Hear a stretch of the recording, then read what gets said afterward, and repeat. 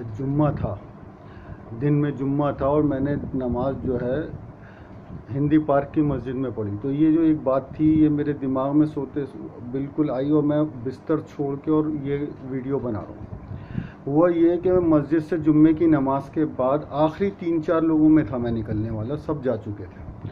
تو مسجد کے باہر ہندی پارک کی مسجد ایک بکھارن بیٹھی ہوئی تھی، وہ برقع اوڑھی ہوئی تھی لیکن چہرہ اس نے کھول رکھا تھا، ایک فقیرنی، اور ایک سائڈ پہ ایک آدمی دینی کتابیں اور مسواک وغیرہ یہ سب بیچ رہا تھا.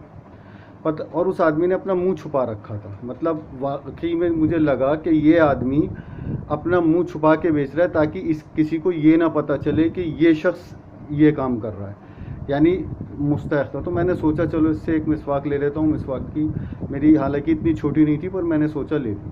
تو وہ 10 روپے کی مسواک دے رہا تھا. اب میرے پاس 100 کا نوٹ تھا. میں نے کہا بھائی 100 روپے ہو جائیں گے کھلے ہوئے. اس کے پاس 100 روپے نہیں تھے. آپ سوچو، وہ سب سے آخری نماز میں 2:30 بجے والی پڑھ رہا تھا اور 2:30 بجے تک اس کے پاس 100 روپے نہیں تھے کہ مجھے وہ کھلا دے. بہرحال میں نے اس سے 2 مسواکیں لی تو اس کے پاس 80 روپے بھی نہیں تھے. تو میں نے اس فقیرنی سے پیسے کھلائے اس لیے کہ مجھے لگا یہ ضرورت مند ہے. تو اس فقیرنی نے جب پیسے کھلا کے دیے تو اس کا تھیلا نوٹوں سے بھرا ہوا تھا. اس نے اس بات کو چیک نہیں کیا پر میں نے چیک کر لیا، اس کا تھیلا پیسوں سے بھرا ہوا تھا اور اس نے مجھے 100 روپے کھلا دیے. میں نے اس کو بھی 10 روپے دے دیے. مدعا یہ ہے کہ ایک آدمی بھیک نہ مانگ کے مسواکیں بیچ رہا ہے اور دین کی کتابیں بیچ رہا ہے، وہ 100 روپے بھی نہیں کما پا رہا. اس کی سیل بھی 100 روپے کی نہیں ہے. 100 روپے کماتا تو شاید 20 روپے گھر لے کے جاتا، اور جو بھیک مانگ رہا ہے اس کے پاس اتنے پیسے ہیں. تو مسلمانوں اس بات کو سوچو کہ جو حلال کی کمائی کرنے بیٹھا ہوا اور عزت سے بیٹھا ہوا اسے چھوڑ کے تم کیا کر رہے ہو.